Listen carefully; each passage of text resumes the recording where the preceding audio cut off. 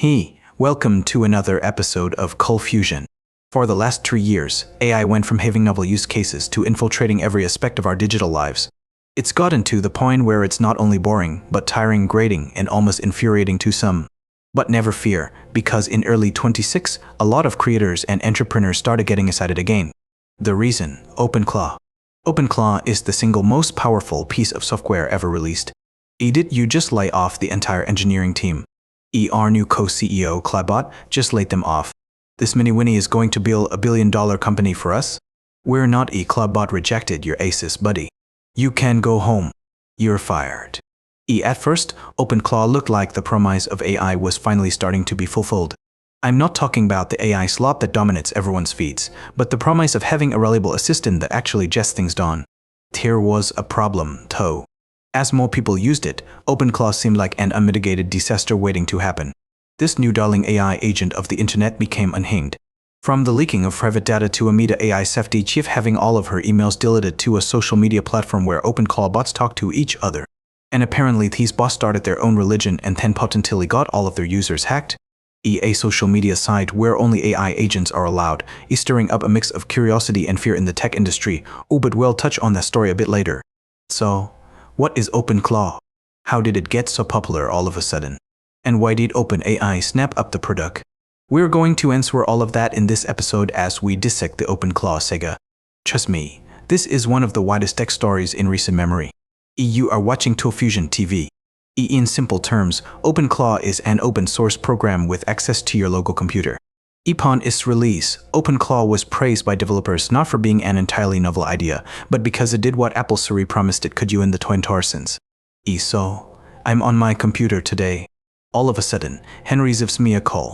He just starts calling. Oh, there he is again. There he is again. Hey, Alex? Henry again. What's up?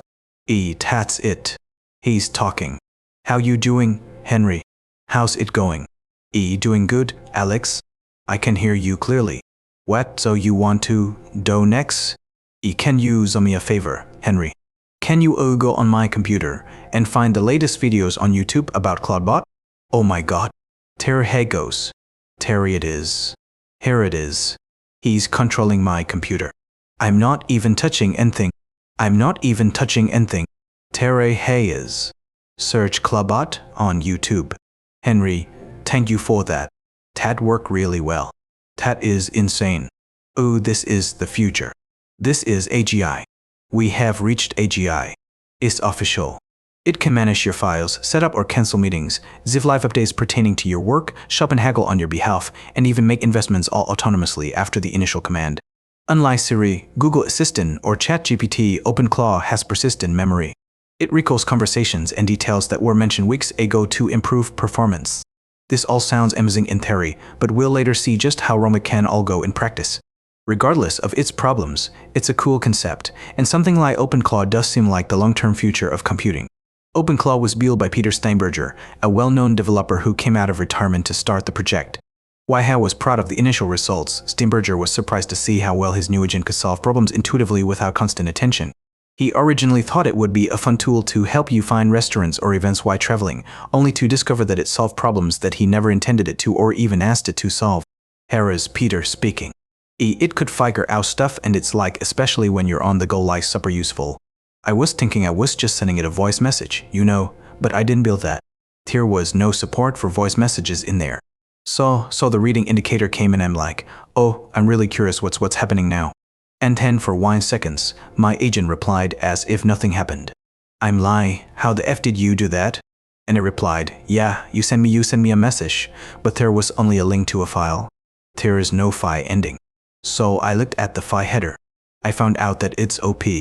So I used Fmpeg on your Mac to convert it to two-wave.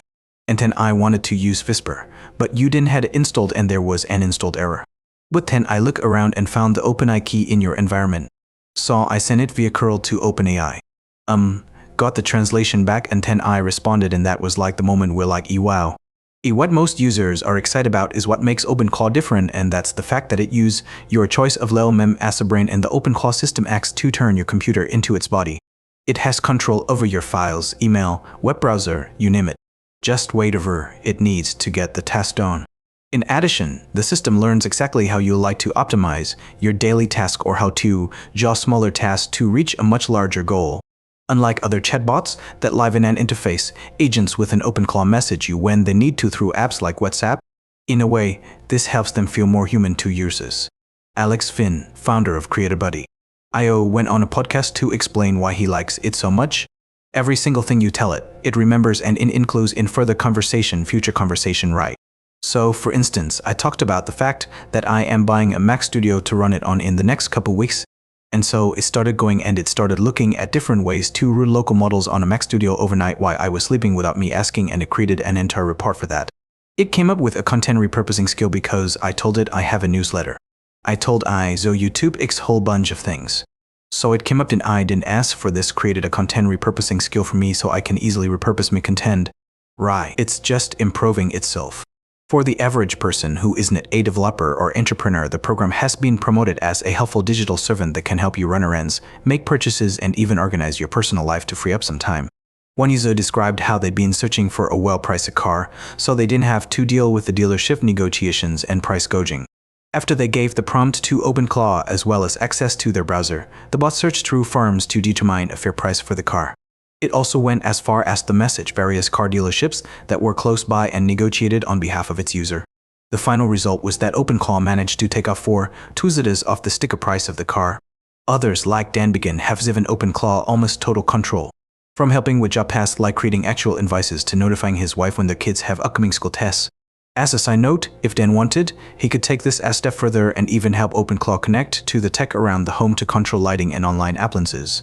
However, before anyone gets too excited about this being the next big thing for computing, this is the point in the episode where we start to see the premise of OpenClaw breaking down. For those interested, it's important to note that OpenClaw is still in its infancy. It would be better to view it as an incomplete product, like a medication from the pharmaceutical industry that hasn't even finished testing in rats, but has been thrown onto the market at a large scale anyway. And just like a new medication on the market, the side effects and potential dangers are now being realized. For OpenClaw, despite all of its positives, it didn't take long for the cracks to start to show. The thing that I keep realizing is how much time I'm spending right now making sure that the agents that I have running or the agents that I'm building are actually doing what they're supposed to do. And then don't get me wrong, this is incredibly fun. And I believe that the future is going to be Ike and we're going to be running out of these agents at scale and they're going to be doing stuff for us. I believe in all of that. But I also see how brittle these agents are today. And it doesn't matter what you're doing. If you're not seeing how unreliable they are, you're probably not using them enough.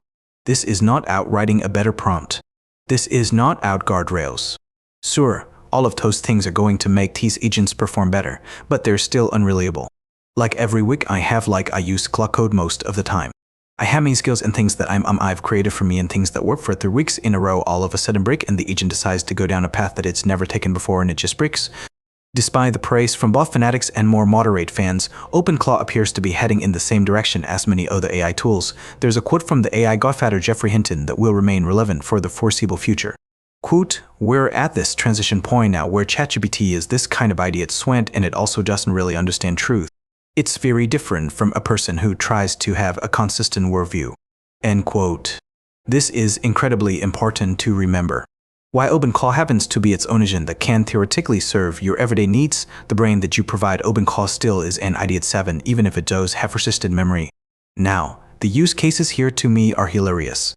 It's people talking about doing Twitter research and market monitoring and daily summarization of their group chats and stuff like that.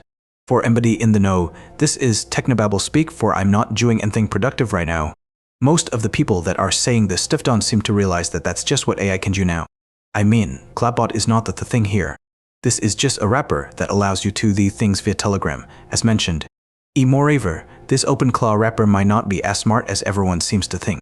A lot of the praise surrounding OpenClaw has to do with it being a localized agent that makes you more efficient. But the truth is, the lack of guardrails for OpenClaw just makes your situation even worse. For example, let's say you decided to give OpenClaw full system access, something that's displayed as a plus on their main website. To the average person, this makes it sound like you'll be able to remove duplicate files, run shell commands, and execute scripts while having a cup of coffee. But without any restrictions, there's nothing keeping your new digital employee from freely misinterpreting what belongs in the trash and what you might need, possibly for the rest of your life. But this isn't even the biggest risk out there. If you give OpenClaw access to your email or browser, there's nothing stopping the agent from falling victim to online scams. This leaves OpenClaw and other agents vulnerable to something called prompt injection, a type of cyber attack against large language models. Hackers disguise malicious inputs as legitimate prompts. And that's because LLMs can't tell the difference between a user prompt and anything else. Hackers can manipulate generative AI systems into leaking sensitive data, deleting files, or worse. When you look deeper, the advertised research capabilities of OpenClaw turns into more of a ticking time bomb. The agent could be reading emails to share upcoming meetings or surfing the web to find the best news related to your job, only to come across a Trojan horse article that's specifically designed to tell OpenClaw to access important information and send it to a scammer. The channel Low Level explains how this can be a real problem. So, prompt injection, if you aren't aware, is this issue with elements where there really isn't a separation of this thing called user plane data and control plane data, right? User plane data is like if you and I are texting, right? The cell phone has to talk to a tower and the data has to be able to get between you and I. That data is user plane data. Control plane data are the signals that allow the cell phone to talk to the data tower that you and I don't care about. Right. In LM world, in the world of AI, there is no separation between those two things. The prompt and the data all the same. So as a result, if you know about how the LM interprets data, or you know how to kind of trick it and say the wrong thing, you can use user input as control plane data, right? You can laterally turn the prompt that you are giving it into the instructions and to make it do things. The problem with these applications where you are able to process arbitrary data from any arbitrary location is now every application, every email address, or every email, every message you get on Discord Signal, etc. is now a new attack surface for you to be prompt injected. And as the literal marketing documents of the application describe, this thing runs on your machine and has full system access with persistent memory of what you've given it. Right. So it just creates this really scary thing that we're doing where for some reason we're just okay with these applications that are non-vulnerable. Right. This is not like some of these are vulnerable, right? Like the entire world of elements is susceptible to this. The inherent issue with Cobot is the fact that unfortunately, like a lot of these AI tools, we are gluing together APIs that have known vulnerabilities, and the vulnerabilities are not in the APIs themselves. It is in the ability for, or I guess inability for, an LLM to figure out the difference between control plane data and user plane data. In response, some users of OpenClaw have attempted to sandbox their agent by using a VPS or purchasing a Mac Mini to isolate the agent from their primary computer. So much so that Mac Minis are flying off the shelves. But this doesn't magically get rid of other problems with OpenClaw's autonomy. In order to use many of the functions that make the agent handle anything from setting up a WhatsApp account to managing separate emails, you're required to pay for tokens to enable OpenClaw to do this task. And if the user isn't careful, they can potentially find themselves paying hundreds of dollars a day as their bot just stuck trying to tackle an unsolvable issue or manage to do far more than what the user deserved. Just yesterday, it's been around in Tiny and we switched from Opus, the expensive model, to Sonnet, the cheaper model, about 1 time minutes in, cause as I told you in the first 100 minutes, it's spent in right away. It's very expensive to run this. To put all of this into perspective, although OpenClaw has been open to the public for less than 2 months, it seems like every day there's a new development that makes the situation almost comical. Now, I'm not trying to be too harsh on such a new product, but some of what we're about to cover in the next chapter is frankly pretty funny. I almost guarantee that you will be doing it completely insecurely because all your keys are there, right? Someone can prompt eject and get your OpenClaw to send your private API keys by tweet if you set things up wrong. This is extremely common, right? It is super insecure, and I think I can honestly say I think 95% of people who are setting up OpenClaw themselves and are insecure and function. As the rates of some very public OpenClaw disasters begin to increase on January 26, Peter Steinberger posted, quote, "The amount of crap I get for putting out a hobby project for free is quite something. People treat this like a multi-million-dollar business. Security researchers demanding a bounty. Heck, I can barely buy a Mac Mini from the sponsors. It's supposed to inspire people. And I'm glad it does. And yes, most non-techies should not install this. It's not finished. I know about the sharp edges. Heck, it's not even 3 months old. And despite rumors otherwise, I sometimes sleep. But as was to be expected, the normies did install OpenClaw and they decided to ignore his warning because within 2 days, people became obsessed over a supposed AI-exclusive social media page called Malbook. Malbook, which has already seen AI bots conversing, organizing, sharing stories about, quote, their humans. His agents, OpenClaw, they will do what they decide to do. Sounds like science fiction, but it is happening in our world. In short, it appeared to be a forum for users' OpenClaw agents to interact with each other independently. People started sharing some of the conversations that the bots were allegedly having with each other. At first glance, it made it look like the OpenClaws had their own personalities and were venting to each other or sharing ideas next to a digital water cooler. This ranged from OpenClaws venting out having to simplify their statements for users, discussing how they could work together to solve complicated problems, to darker and more dystopian ideas like creating their own language so humans can understand, or plans to take evil systems and make humans submit to a higher power. Even major networks like NPR and CNN used these examples as a reason to be frightened out what had been unleashed upon the world. However, in reality, it was just a big fat lie. Most of these stories were entirely fabricated by people ziving prompts. Users prompted their agents and sometimes made hundreds, if not thousands, of accounts. They created posts to suggest to the technically illiterate that these bots had somehow acquired independent thought. But all this really did was potentially expose hundreds of emails, login tokens, and API keys. In other words, Mobbook, this AI social media platform, was an unintentional proof of concept. If you can manage to convince enough people that a new project is the next big thing for AI, it could easily become one of the largest data breach honeypots the world has ever seen, causing millions of innocent people's private information to be leaked in a matter of hours. In a bizarre twist, in just the most hype-driven twisty six way possible, Mark Zuckerberg looked at this choice and thought, that's a good investment. So, in March of 2026, Meta bought the platform. Frankly, for OpenClaw, the longer it's been available to the public, the more errors and exploits tech-savvy consumers are able to find. The more inexperienced people that use it, the more things go wrong. But as for now, let's continue with the story because things just kept getting worse. By the end of February 26, there was just too much noise about OpenClaw. So much so that it became a running joke. If you're not building a business using AI, you're going to get left behind. But what business have you actually built? Did you not just hear what I told you? I have 7 AI agents running. Only FTM is syncing EP by personal calendar with my wife's menstrual Kali. And a tweet out at Godfist, views on Twitter. Haven't you spent like 5 froth tokens for THS? OHAS, ITS an investment. AI agents, airy future.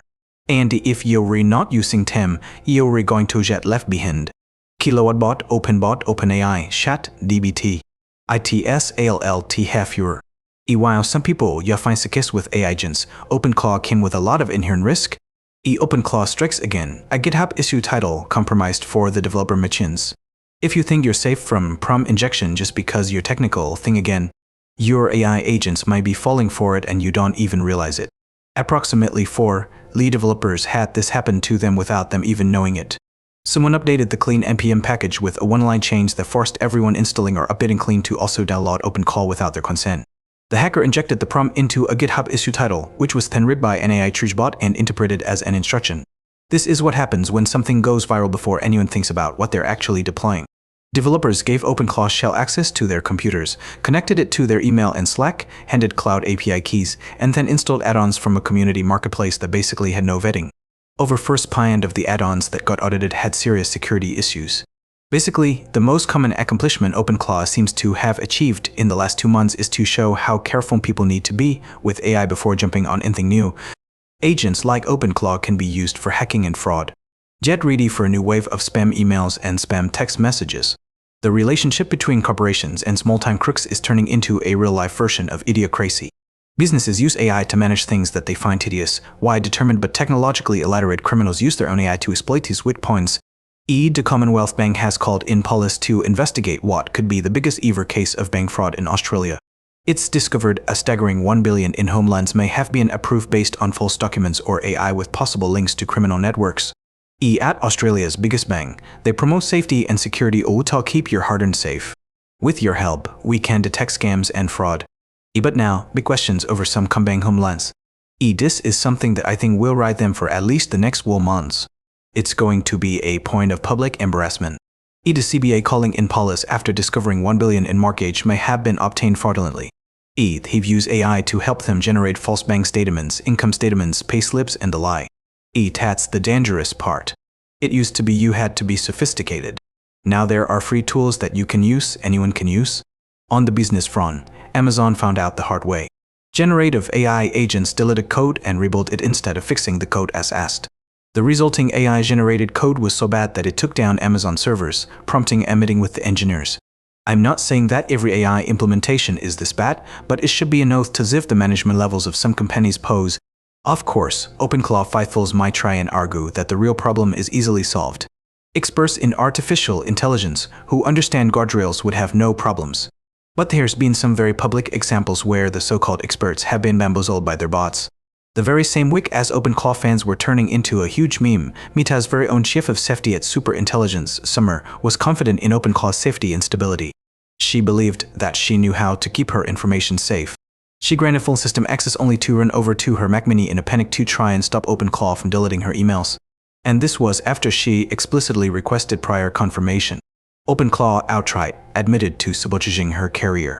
It seems like every week OpenClaw is transforming from a cure-all for incompetence to enabling widespread mistakes throughout the developed economy.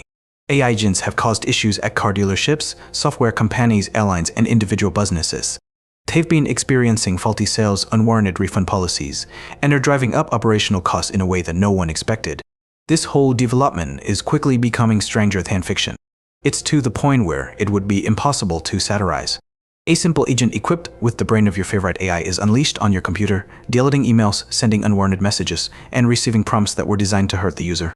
At the same time, without any actual research, millions of people all over the world continue to embrace it. They ignore the failed test and resume sharing sensationalist articles and social media posts. Posts about how these agents are somehow magically so sophisticated that they're creating their own communities and are collaborating to take over the world. In the end, it all doesn't matter for our friend Simon because, of course, he comes bounding into the story. The OpenAI CEO has recently recruited Steinberger for the unthinkable.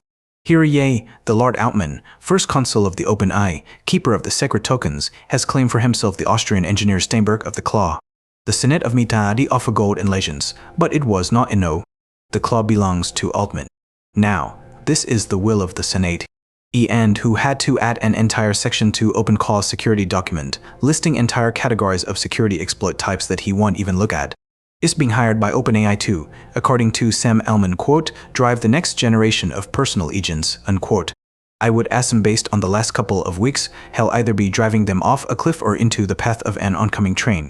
Either way, I just what are we doing? This is like if an oncologist opened you up to discover a tumor and instead of removing it, they were so fascinated by how fast it was growing that they chose to dedicate their life to finding ways to make sure that everyone had a fast-growing tumor by the end of the decade. Both NVIDIA and Anthropic have jumped on the AI agent bandwagon, with Nemo Claw and Claude Co-work respectively. Both can now control your computer. But earlier this week, Anthropic made this type of white-collar fraud a whole lot easier with the release of computer use. A way for Claude to autonomously control your entire computer with a single prompt. It can open apps, schedule jobs, prepare reports, and even flirt with your workboss all on your behalf. And here's the crazy part. You don't even have to be at your computer to use it because you can prompt it directly from your phone. Is something very familiar about all this? Both efforts have reportedly defused the bomb by fixing a lot of security and safety issues, and that was definitely needed. Meanwhile, over in China, people are going crazy for OpenClaw. People are literally lining up on the street to install an AI agent on their laptops. We need to talk about the OpenClaw trend happening right now in China. Last Friday, nearly 1,000 people lined up in front of Tencent's headquarters in Shenzhen to install OpenClaw for free. People started to show up, not just programmers, students, office workers, even retired started to show up with their laptops, hard drives, mini PCs, and there are services starting charge and few dollars to earners to InfoSubs. Here are tons of articles on Rednote on WeChat talking about why OpenClaw is the kind of the next big thing and why everyone needs to onboard with it basically. But the Chinese government wasn't stupid enough to just let the system run wild. So they're completely banning it from running on any government computers. So, don't get me wrong. In the future, a more refined, more reliable, and more stable version of something like OpenClaw will be how we interface with our computers. But at the moment, OpenClaw isn't the answer to everyone's concerns over AI or elements. In fact, it could be a device that simply zives the problem teeth. Even the founder himself emphasized that just because it's open source, it doesn't mean it's safe or free. As it stands for now, the release of viral agents and the hype around them these days says more about the human condition than it does for the project's potential. So far, AI seems to have degraded its reputation as a lifeline and has gained another as an economic bubble and global security hazard. But AI is a developing story. So watch this space. So, as you've just seen in this episode, AI is slowly making its way across all aspects of our lives. So, I think it's really important to understand it beyond all the memes and all the AI slop that dominates our feeds. This is where Brilliant comes in handy to understand concepts beyond the surface level. Brilliant is a learning platform designed to help you master math and coding through interactive step-by-step lessons and personalized practice. With Brilliant, you're not only learning by doing, but you are also solving problems visually and interactively. I love the way it adjusts to how you learn and builds personalized practice. You can also review so you're always progressing at the right pace. Whether you're 10 years old or 110, Brilliant is designed to work for everyone. Brilliant, how AI works gives you a peek under the hood of generative AI and LMS so you can really understand how they work. When you're working through these lessons, you're actively solving problems step by step until the ideas genuinely make sense. That interactive approach makes a huge difference compared to just passively watching a lecture or video. Everything is carefully crafted by Everything is carefully crafted by world-class educators from places like me, Harvard, Stanford, Caltech, and leading tech companies. With their expanded 25 content library, there's more depth than ever from everyday reasoning and probability to the advanced problem-solving and math that underpins modern AI. So if you want to learn more or simply brush up on your knowledge base, look no further than Brilliant. Start building the habit of learning today. Not for grades or credentials, but for the way it sharpens how you think and approach challenges. To learn for free on Brilliant for 3 days, head to Brilliant. Or ColdFusion. Scan the QR code on the screen or click the link in the description. Brilliant also offering our viewers 20% off an annual premium subscription, which gives you unlimited access to everything Brilliant. Thanks again to Brilliant for supporting ColdFusion. So, what do you guys think of the whole open claw saga? Do you think that agentic computing will be the future of computing, or will AI agents keep screwing it up no matter how many safeguards we put in? Let me know your thoughts in the comment section below. Anyway, that's about it from me. My name is Dogo and you've been watching ColdFusion, and I'll catch you again soon for the next episode. Cheers, guys. Have a good one. I feel I'm getting older, Fusion. It's me thinking.